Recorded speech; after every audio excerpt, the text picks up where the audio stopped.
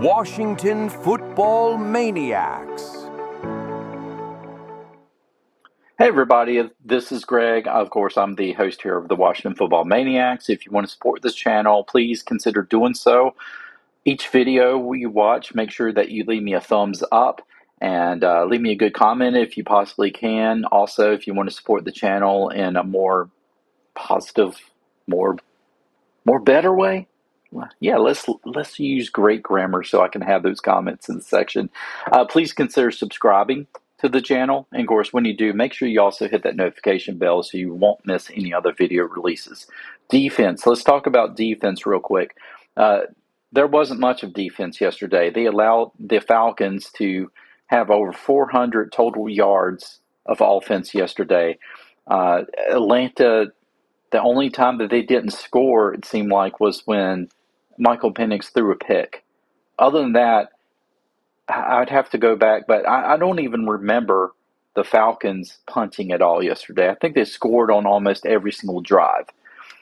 You're not going to win football games when the opposing offense is able to move the ball down the field and score touchdowns, field goals, basically score every time they touch the football. And that's exactly what happened with the Atlanta Falcons yesterday. No matter what pressure that we try to get to Michael Penix, he had wide open wide receivers. And that secondary just, it puzzles me because suddenly the secondary is leaving guys wide open. Marshawn Lattimore got burnt several times. I mean, how do you do this? How do you leave these guys wide open? It's like they're late every single time. They're so streaky. You feel like you come off of one really good defensive performance against a Raider team last week. Let's be honest, the Raiders are not that good. And suddenly, you're playing a team that got blown out. I mean, like shut out last week, 30-0 against the Carolina Panthers. And then they come out and they look like a completely different team.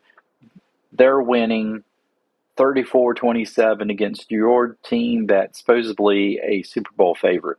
I think a lot of people have probably knocked them off of that list at that point. Their Commanders are definitely going to drop in the power rankings. Offense, you expected the offense to kind of struggle a little bit despite putting up 40-some points last week because Terry McLaurin was out. Of course, Jaden Daniels, again, was out. John Bates, out. Of course, Austin Eckler out for the season. So you had some key guys who are out. You had some young guys who needed to step up. But suddenly your wide receiving crew, of course, Noah Brown's still out. You got some guys who are out.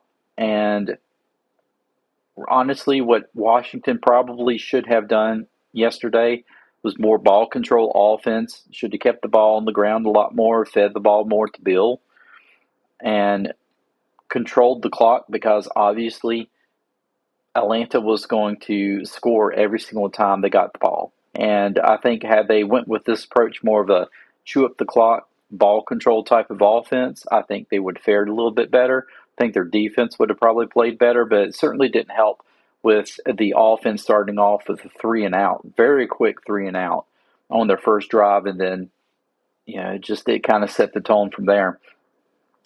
But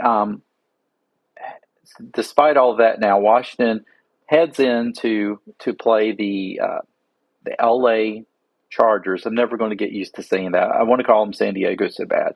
But they're playing the LA Chargers next week. Chargers came off of a disappointing loss against a previously winless New York Giants team. So you know that they're going to come out. They're now 3-1. They're a good team. They're a playoff team. They're a very well-coached team by Jim Harbaugh, and this is going to be another tough game. We're going to need Jaden Daniels back.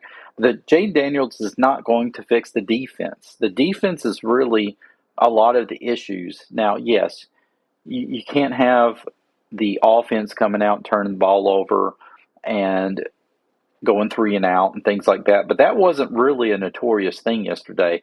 Yes, they did turn the ball over once. Yes, they did have 3-and-out, but they also were able to move the ball up and down the field. They were able to score some points. You can argue, well, at least 10, 11 of those points was in garbage time. I could probably give you that, but at the same time, I don't know. Do you call it garbage time when you technically still had an opportunity to get the ball back with a successful onside kick? Yes, I know that those things are impossible, but still, they had opportunity to at least come back and try to tie the game at the end.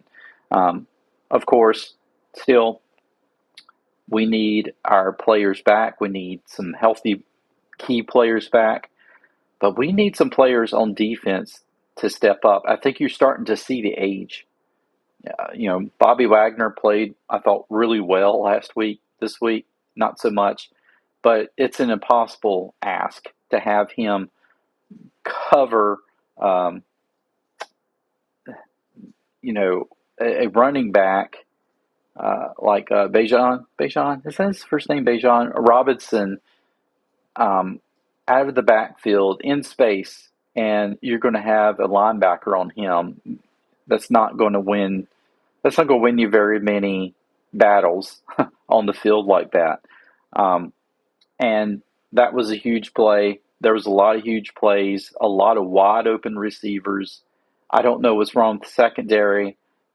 Again, I would say outside of Trey Amos, Sandstrill looks like he's kind of dipped a bit. Lattimore, I don't know. I think we're done with Lattimore, honestly. He has definitely not lived up to his potential, and we're going to have to keep building up that secondary. I don't know what's wrong with them, but I guess the idea yesterday was Atlanta was able to move the ball so quickly down the field they needed to switch to a zone coverage in the back end because they were not really getting as much pressure to Michael Penix as what they should have. But, you're not going to get the same amount of pressure each week, but you do have to mix up. You have to blitz a little bit.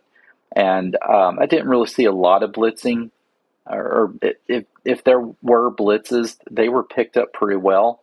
And so, Penix was able to get the ball to wide open receivers. Again, I can't stress that enough. Wide open receivers, there was not a defender around, and it was easy. It was easy for Michael Penix yesterday. So moving on, Washington now, they've got major question marks on the defense. Major question marks.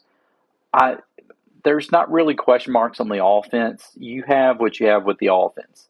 If Terry McLaurin is not in there, you don't have a number one wide receiver. Deebo Samuel, I guess, is about as closest as what you can call to number one. I will say I thought Luke McCaffrey stepped up, played pretty well yesterday. Did what you asked him to do. He was a pretty good kickoff returner. He caught some passes yesterday. He played well. He scored his second touchdown of his career. He's being productive. He's being very productive, but he's not a number one wide receiver. Deebo Samuel stepped it up, played well. He's about as close to number one as you're going to get right now. Again, we don't have Noah Brown. The other receivers, Jalen Lane, I think, he's still rookie, but, he'll catch a pass too for you. I think we need to get him more involved. We got some young guys who could definitely move the ball for you, but we don't have home run hitters outside of maybe Deebo Samuel can burn you a couple of times, but other than that, you don't have – Terry McLaurin is really the home run guy, and if you don't have him in there, you are going to struggle. Yesterday, I felt like Marcus kind of held on to the ball a little bit too long until the point where he got himself into pressure a lot of times, and you can't do that. You got to have your timer, and you got to feel like, okay, if there's no one open, I'm going to have to scramble, I have to run, or I have to throw the ball away. And I felt like there were times that was the reason why that the drive stalled was because Marcus Mariota kind of held on to the ball. And then when he did throw it away, it was so close. He's kind of been notorious for intentional grounding. But I will say there was one call that where we wound up getting, I think it was a pass interference on us, or it wound up being some call on us. However, Marcus Mariota's face mask got grabbed, was not called. Now, maybe you could say it was inadvertent, it wasn't intentional or something like that. I think that we got rid of that type of uh, rule a few years ago. I think face mask is face mask, because it used to be in the old days you had two face mask penalties. You had one that was intentional, it was a 5-yard penalty, and then you had one that was a personal foul that was a 15-yard penalty. And then they did away with the 5-yard unintentional, or whatever you want to call it, and it was all just 15 yards. Well, I mean, his face mask, while his head didn't get maybe twisted or anything like that, was face mask. Should have been called, but it wasn't. Still, that's not enough to have won them ball game, and I realize that. We got the Chargers coming up. I don't know what to tell you other than this team is going to have to figure it out. They're going to have to figure it out quick. Hopefully, we can start getting some guys back healthy. I feel like you're going to have John Bates back. I think it's already been said by Adam Schefter, you're likely going to see Jaden Daniels back. So that'll be some good news. The big question mark, as always, it seems like even in training camp, Terry McLaurin, what's going to happen with him?